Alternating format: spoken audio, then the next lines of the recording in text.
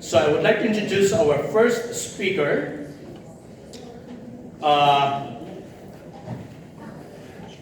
He's given me his biography, so I'm just going to read the entire information here.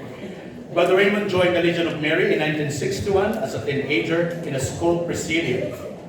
First appointed office as treasurer of the presidium, and in due course transferred to the seniors, taking the premise in August of 1963. I wasn't born yet.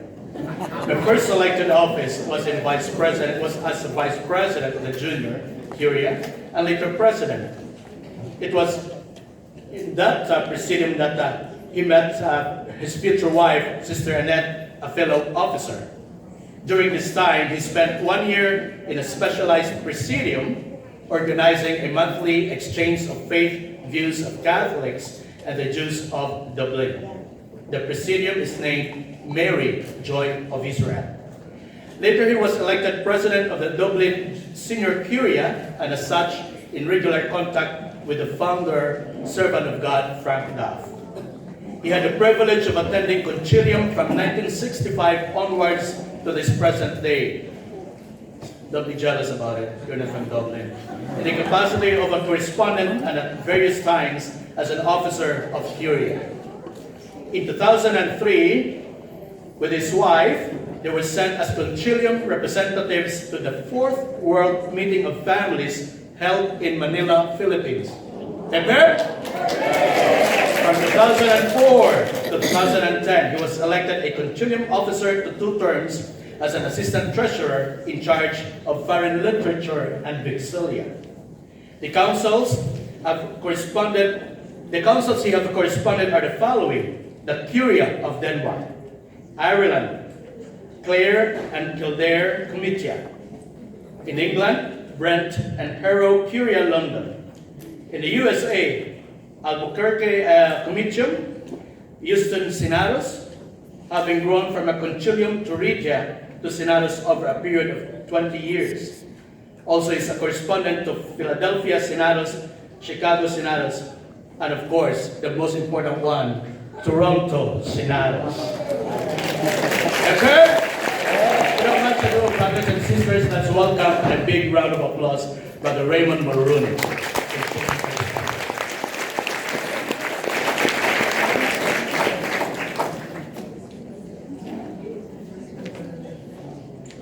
Some introduction. I'm very pleased and happy to be with you here today. Very, very impressed by such a turnout. It's just very good of you to come, and we very much appreciate it, and we bring the greetings of Concilium to you all. Specifically, the president of the Concilium, Sister Mary Murphy, was very much told to make sure that they bring the warmest greetings from Concilium. So my talk is about Venerable Edel Quinn. This year is her 75th anniversary of her death in 1944. So I'll just start by outlining her early history. She was born in County Cork in Ireland in 1907, September the 14th, which is a very significant feast day, exaltation of the Holy Cross. As a girl, her ambition was to enter a contemplative convent, but she was prevented by doing so by ill health. At the age of 20, she joined the Legion of Mary in Dublin and gave herself entirely to the Legion apostolate. In 1932, she became seriously ill and spent a long time in hospital. She later resumed her Legion work, and even though her health was permanently impaired. In 1936, she was appointed Legion Envoy with the commission to establish the organisation in the vast territories of East and Central Africa. She encountered great obstacles in this pioneering work. Against every difficulty and her wretched health, she brought to her task an absolute faith in God's love and a limitless trust in the maternal care of the Blessed Virgin. Edel was gifted with a clear, practical mind, notable organisational ability, and an indomitable will. A deep fund of warm, human sympathy and an infectious joyfulness of spirit never failed. These qualities eventually won everybody to her side.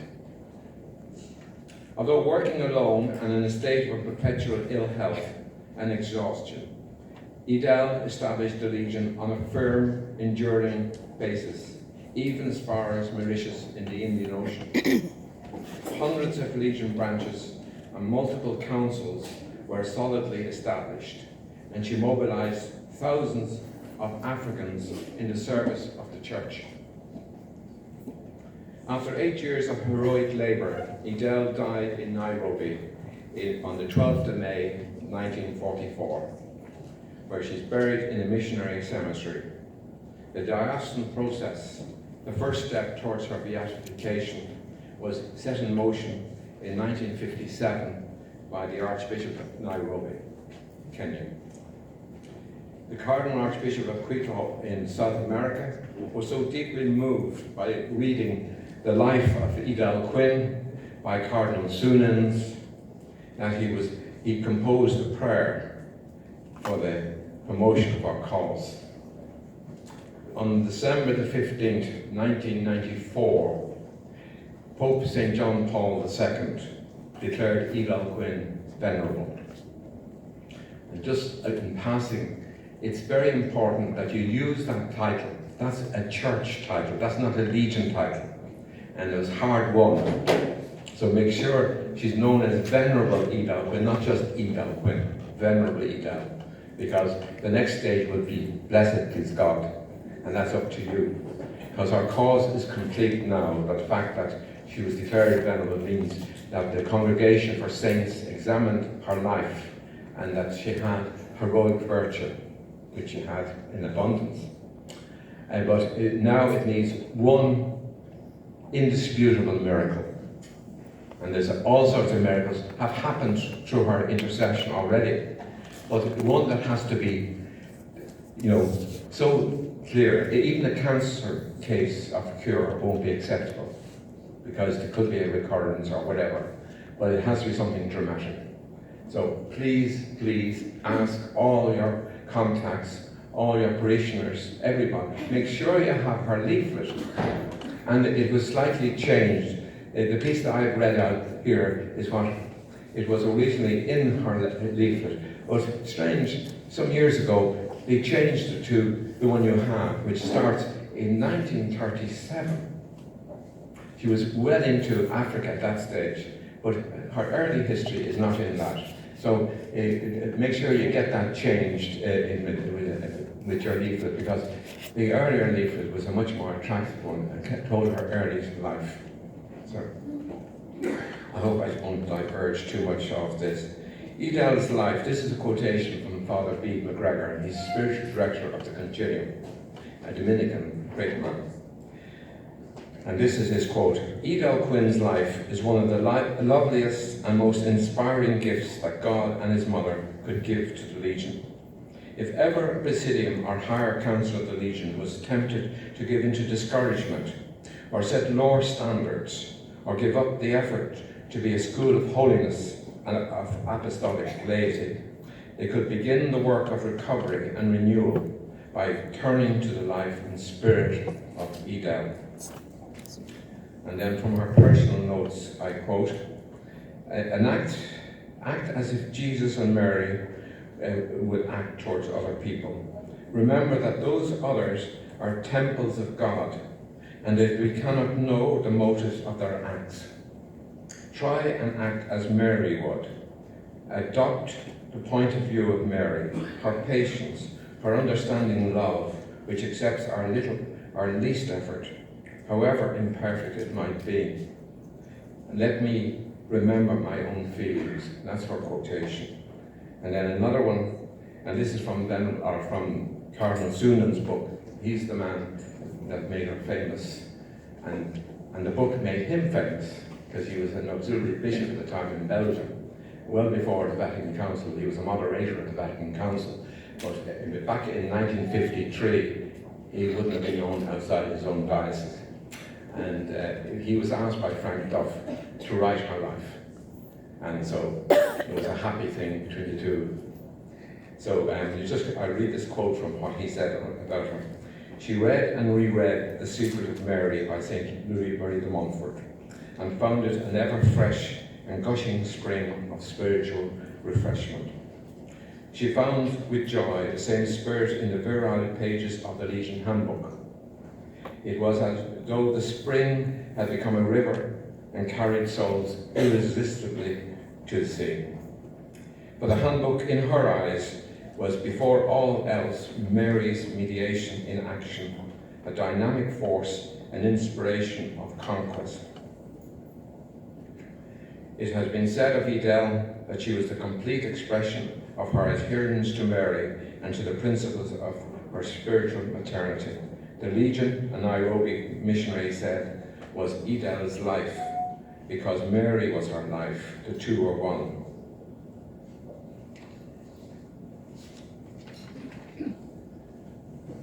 Although she began her day more tired than most people finished it, nothing daunted her, nothing cast a shadow on her cheerful demeanour. Surely it has been admitted that in her African adventure, Edel touched heights that baffled us. We cannot see how they could be surpassed. As she unceasingly moved along the highways and byways and out to the end of the jungle path of her continent, might it not be thought that everything about her would be befitting of the behaviour even of our Blessed Lady herself? Our Lady was the habitation of the Holy Spirit. She did not transcend the limitations of the human race. She was inconspicuous and unassuming, but now she's in heaven. It is her purpose to project herself through those who serve her, even to the extent of making them veritable transcripts of herself. The lives of the saints are full of instances where sometimes they have become transfigured with the appearance of Jesus and Mary. So wouldn't it not be quite permissible to modify that exclamation of St. Paul and place it on Edel's lips? I am trying to give Jesus to the people. No, not I. It is his mother who is using me to give him. The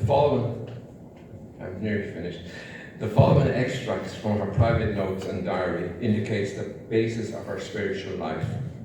What boundless trust we should have in God's love. We can never love too much. Let us give utterly and not count the cost. God will respond to our faith in him. Mary loves us because we are Christ's legacy to her. Let us give ourselves completely to her, to be made all his, to be consumed unceasingly, to be spent for Christ. To suffer for the love of our Lord is my greatest joy. And finally, our favourite prayer. Dear Jesus, make thyself to me a life, a living, bright reality, more present to faith's vision keen than any outward object seen, more dear, more intimately nigh than the sweetest earthly tie. Amen. Thank you.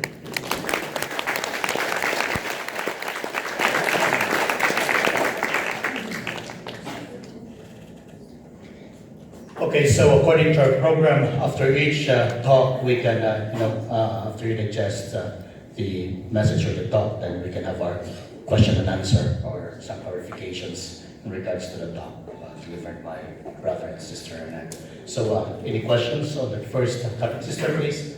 Can we, I think we have another microphone at the back, brother. Can we have another microphone, please? So when you have a question, can you introduce your first name and then your presidium or council, so that we would have an information. Thank you.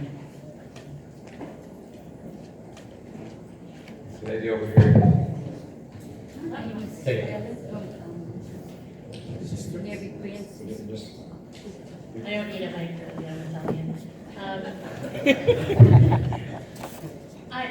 Thank you for your talk. I was just wondering, is Venerable Dublin, was she a consecrated lay? I'm not really aware of, but she may have been, but I'm not aware of that. So, She wasn't a nun. Yeah, She was a lay that's right. person, Yeah, but she wanted to become a nun, but because of her health, she wasn't able to join the convent. But the world became her convent, but in a different way, as a lay legionary. Okay, I wasn't sure if she was an official lay consecrated. No, I don't think they were that, common before Vatican II. Oh, okay. It was more strictly within the context of convents. That would have been, Beautiful question. Thank you, sister. Another question here.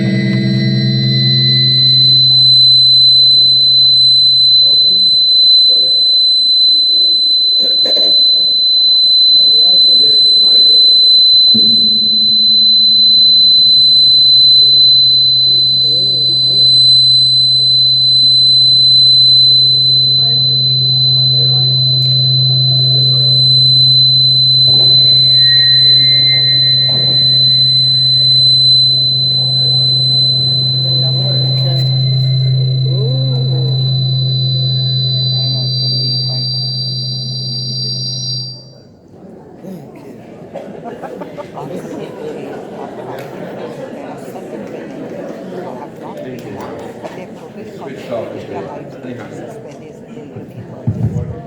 Praise the Lord. Thank you. Sorry for that, sister. I think it's getting feedback from the speaker there. Sister Jean, please.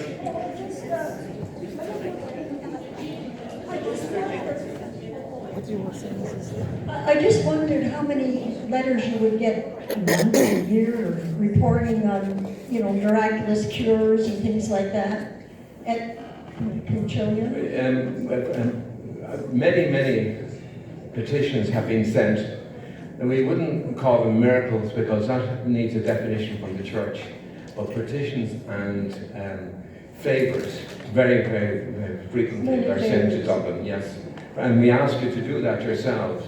If there's something very dramatic, if there's a thing that is seriously what you would consider a miracle, then you'll need the backup of medical statements and so on like that, which is very hard to come by these days. Because they're not as humble as they used to be. In accepting something beyond themselves. So it would have to be something, as you said, very dramatic. Very dramatic, yeah. Thank you. But it'll happen in due course, but it could be Toronto and find that miracle. Thank you, Sister Jean. Another question? Anything that's authenticated by the church. Any other questions? Oh, I think very important question that we're going to Monsignor Sheehan. Thanks very much, brother. I was really struck by an incident in her life in the, I believe it must have been Cardinal Suinen's biography of her, regarding that when they would go to the chapel at night, they would find her prostrate on the floor before the Blessed Sacrament, which shows her extreme devotion. Do you know anything about that at all, or any further?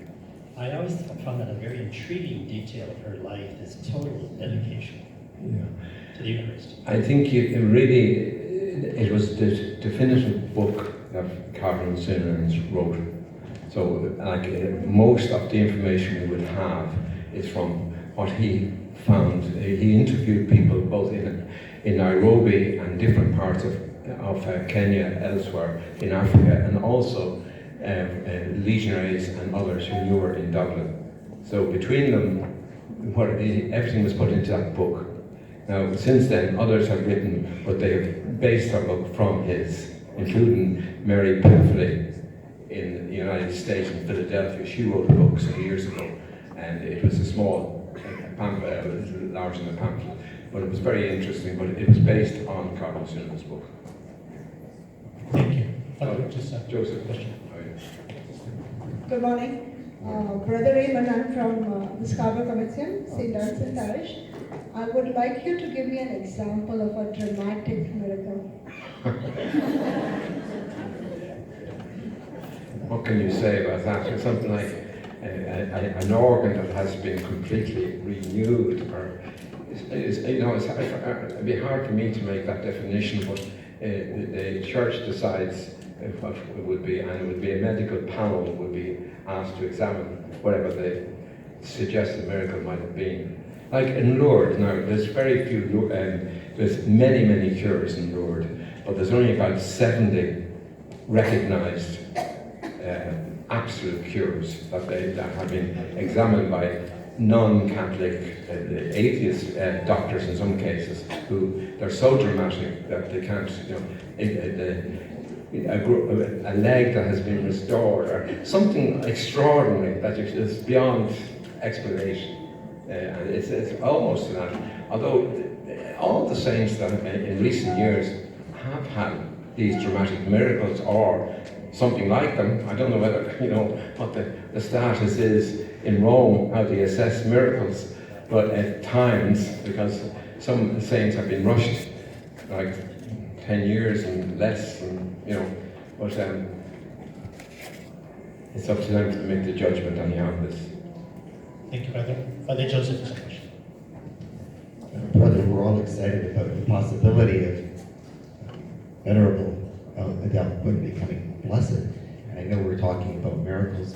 I think something that's important, please comment on this, and perhaps you've thought about it more than the rest of us, is it has to be shown that only Venerable Adele Quinn's intercession obtained the favor. So, if a miracle occurs and they examine it, so, well, who did you petition? Well, we petitioned St. Joseph, St. Francis, Venerable Adele. Well, then they won't accept it. No. It must be exclusively. Actually, that reminds me, there was one which I would have considered a miracle, and that was in 1983. There was a Dominican priest in Portugal, in Lisbon, and he was sent home to die. He was Irish, and he was being sent home in a wheelchair, and he was given, I think it was 3 months. It was a skin cancer he was suffering from, and it was a very definite case. Now, the nuns in the convent, the Dominican nuns, and their schools, they asked everybody specifically to pray through the intercession of Adele Quinn. And when he got home to Ireland, he was in a very sorry state, and he had to wait for the consultant that was supervising him had gone sick himself, and he had to wait nearly 6 months for an assessment. But when the assessment came through, he was completely clear. No cancer whatsoever. Now that man is still alive, Oh my God. and that's 1983. He is still hale and hearty at 89 years of age. He lives in a Dominican house in the west of Ireland, in Galway. And I wrote to him, because I read this. Our sister Annette is a great lady for finding articles from Maria Legionis, from earlier editions going back years and years. And this one was, he spoke at a mass for her 50th anniversary. This is her 75th. So 25 years ago, he was at a Dominican great event. The nuncio was there and all the others, and he spoke about this extraordinary thing that happened to him. And as I say, it's repeated and I've asked him to reproduce it in the Maria Legionis. So it will be, I think, in the next edition of the Maria Legionis. And he was very happy. I wanted to know, would he allow us to do it again, or would we like any changes? And he said, no, exactly, as whatever way you want to do it. But he says, I'm privileged to be asked. So, but his Father Terence McLaughlin is the priest's name.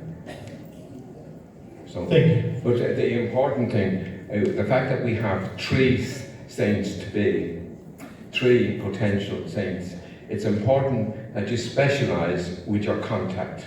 If it's a young person, if it's an old person, if it's a man or a woman, like Venerable Ida or the servant of God Alfonso Lam, or Frank Duff himself. You need to know the by talking about their condition, their health, or whatever it might be, or someone that they're praying for. Said, perhaps you'd ask them to pray exclusively through this person who's been presented for sainthood. And this will be a miracle if it happens. So this is what happened to him, that he got all the convent, and then it went widespread throughout the Dominicans, and then into Ireland, and further afield into America. I don't know where it happened to Canada. So it was widespread prayer through the intercession of Edel Quinn that got him that cure, which I think was a miracle. Thank you. I think we better be careful about time. Yes, we're still okay with the time, brother. More questions? Brother?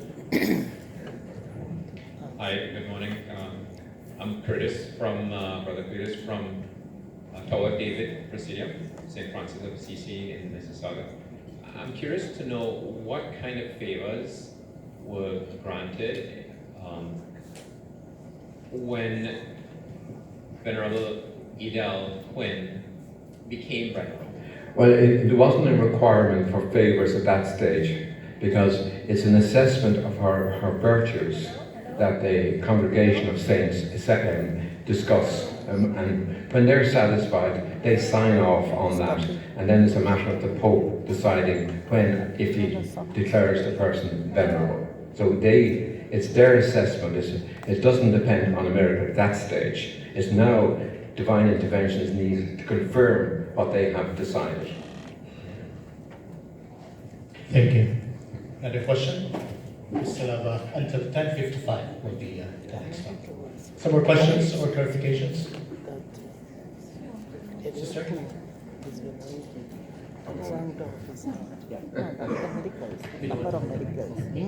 More medicals have Looking gone at for it, like Mr. Ellen, Mary Queen of his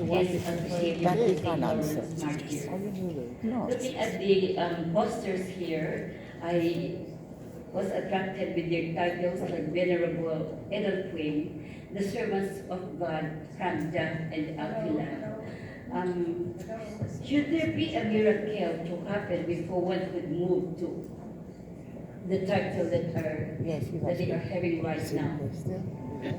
The Servant of God title, the Servant of God title is when the cause has been accepted in the diocese in which the person either lived or died or is from. It depends on in the case of Nairobi, it's the Archbishop of Nairobi that introduced our cause.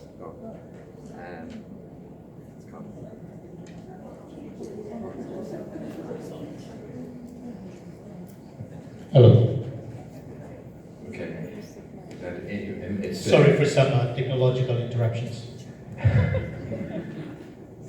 Anyhow, it's the bishop of the diocese that introduces the cause, and at that stage, if he accepts the cause, they're then described as servant of God. Testing 1, 2, 3.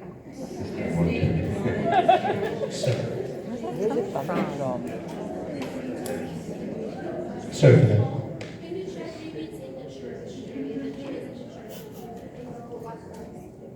Okay. Hello. Hello. Maybe it's the Venerable Queen. Yeah, maybe that's a miracle walking there. We have competition. I think that's a miracle there for Edel Queen. Yeah, that's what I was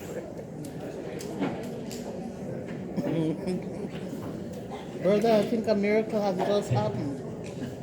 I think a miracle has just happened for Edel Queen. Yes. Sorry for the interruption. I think there's a switch from the Church.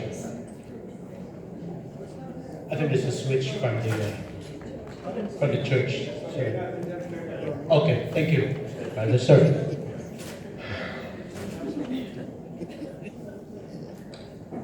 Continue. they're happy that I'm gone now. You see, Brother Raymond, because I always keep asking questions and interrupting. I'd just like to make a suggestion now that I'm a retarded member now. So, but it seems to me that in a council, if 2 or 3 or maybe 4 presidia could get together and say, now we're going to really work on this the Venerable Adele Quinn cause. First of all, look for a case that is really like fit the cause, and then pull together on this as to all the members praying together and put this down on paper. You know what I mean? That what's happening, what it's all about. And that in that way, there might be a miracle might be recorded. Yeah. Does that make sense to you? Yes, indeed. And also, in the case of prayer meetings, you know how popular Padre Pio was for meetings that were all over the country and all over the world. But his mittens travelled very early on in his case, you're not to use relics at this stage of the potential saint. You could contaminate the cause by anticipating the church's decision on it. So you have to be very careful, or you could do harm rather than good. But the prayer meetings, we have a prayer meeting, the sister conducts, and it's an hour-long meeting. It's a mix of music and petitions and readings.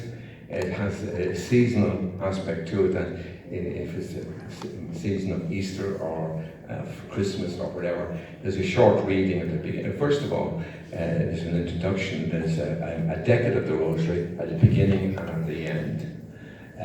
It has, as I say, a nice, relaxed atmosphere, subdued lighting. So, and people sit around. It's a room. There's approximately 25 people supported, but on average there would be about 12 at any given night, once a month. And it's, as I say, very relaxed. They love coming to it because it's so, and there's lovely, also it's lovely music, lovely, say, famous tenors or whatever. Just one hymn at a time or whatever once. And then the decade of the Rosary is Father Fran's Rosary, where he has background music while they're reciting a decade, and then we recited with them, sort of thing. So, and then it's petitions, and finally at the end, the Salve Regina is normally sung at the second decade of the Rosary, and then finally her prayer. But in the meantime, and this votive light and just her picture. It's not a Legion event, and don't turn it into a Legion event, because it's for parishioners, and it's for people who have little interest in the Legion, but they might have an interest in Adele as a saint, you know, and especially because they tell of favours they have received through our intercession, and all sorts of little things that they do, you know, praying for babies, and praying all sorts of anything in the domestic scene for people who are sick with cancers and so on like that, and they say there's been cures through her intercession and our meetings. So it's a lovely way to build up an interest in the parish. But as I say, something along those lines, the way this has been successful, we have it for the last 15 years.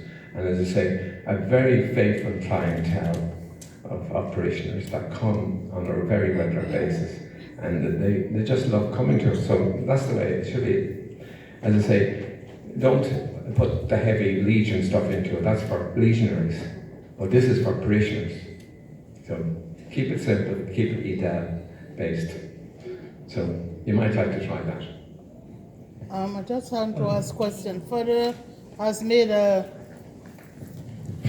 great suggestions that the group meets and pray so that we can venerate miracles for Edel Quinn. If we do make the group meet and venerate a miracle for Edel Quinn, who do they have to tell that a miracle has worked, and how it goes about and the approach? Well, it has to go through your own diocese. It has to go through your own parish priest and pastor, to the bishop, and he has to assess whether it's worth sending any further. So it goes through, that is the first assessment of it. Yeah. Then it goes to Dublin. But favours in general, you can send those on as often as you find a favour. But if there's anything stronger than a favour, if you feel that it could be a miracle, then you need to consult your bishop, 3 parish priests perhaps, or your pastor. And if they feel that it is worth going further, then the process starts taking over. Thank you, brother. Last 2 questions before we took our short break. I just want to make an observation that I thought John Paul, Mother Teresa, they have lately there are a few saints who are canonized earlier than rather servant of God, Martha or and so I was thinking maybe we really have to make such a worldwide campaign to them saints. Earlier. Well, they're practically unknown outside the Legion, and that's the problem, that we're not promoting our saints to be outside the Legion. And it's not for the Legion, it's for the Church. Saints are for the Church, they're not for the Legion. They might come, it's like St. Dominic, it was shared with the Church, not with the Dominican order. You know, it has to go outside its own group, sort of thing. The Franciscans the same way. Francis is the universal saint of the Church, not exclusively of his order. And the same with the Legion saints. And there's hundreds of Legion saints, thousands perhaps, all around the world, because you know them yourself. Extraordinary work they've done in their lives, and how they've been changed by Legion membership. So it's an extraordinary place. I think Duff said that the Legion produces saints by the bushel. That was one of his expressions. And it is true. And he wrote that famous little booklet, Can We Be Saints? I hope you're giving that out to people, because he wrote that 100 years ago. He wrote before the Legion. As a young man of 27, he wrote that book. And it's such an extraordinary mind, even then, as a young man, to be able to think the thoughts and the practical thoughts that is in them, that it's so practical. Bring that with you to adoration. Because he says, there's no point in having an empty mind, because at times you get distracted at adoration. So bring his little booklet, Can We Be Saints? And he gives you all sorts of little ideas how to develop your spirituality. Simple ones for lay people. Thank you. Sister? I was just wondering, is there a specific kind of miracle that she's known for? I mean, you did mention that she's done the miracle, her intercession has been attributed to miracles, just that they haven't been accepted by the Church. I know you said cancer, but is there something in particular that you feel she would be? My wife there might be able to say something on that. Any specific type of subject that she's able to influence, and mental depression. Frank Duff is more associated with depression. A lot of people have, come out of the depressions by praying to Frank Duff. But I think Edel, I suppose in general, but is there any specific thing that strikes you from the petitions you hear at our prayer meeting?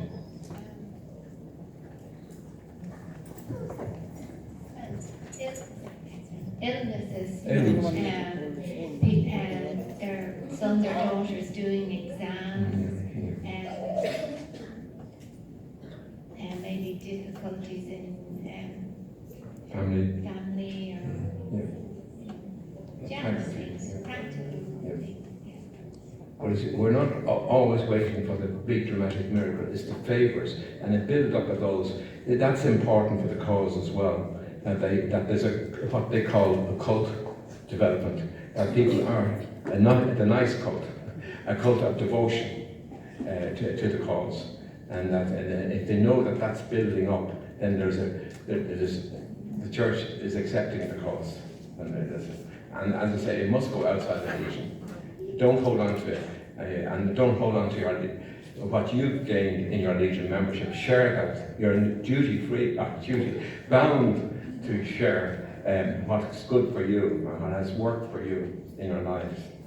And if the Legion has worked for you, which it has, or we wouldn't be here, then we should be out there selling it because of what it did for you. Okay, last question before we go for a quick break, and then we have our second topic. This is not a question. This is just a sharing. I am from the Our Lady of Mercy Presidium, and we have problems really with membership. Like most of them are going away, and it's hard to retain them.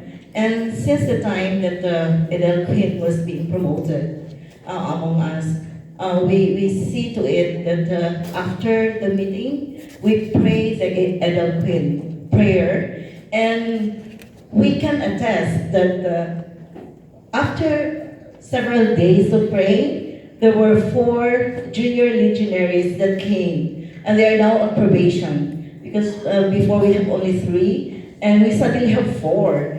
And I can see that retention with the senior legionaries and their dedication has really improved. So I can attest that one. So maybe. So ask you that. But I just on that point, we don't advise you to be saying extra prayers after the meeting. When the meeting is over, the only prayer, and it was hard fought. We resisted it. Only that the postulator or the vice postulator, called Father Bede McGregor, pleaded with us to add in the founder's prayer, Frank Duff. But you're not to add any other prayers. Frank Duff said himself, the prayers are long enough. And just socialize after your meeting. Don't be praying after your meeting. Your meeting is finished and the prayer is finished. So don't. That happens in many places where there's very zealous legionaries that want to pray till the cows come home. I don't really know that meaning. The cows never come home. But be careful of that, because he was adamant himself that no added prayers. They're just strictly on the tessera and nothing else. But I won't say he'd be turning in his grave that his prayer was added. But Father B pleaded with us that every organisation allowed this founder prayer to be said. So that's the only reason why we let it be said. But no other prayers, Edel or Alfie, is not to be said after the meeting. I said other times for all these things. There's a time and place. Thank you, brother. Thank you. Just quick follow-up.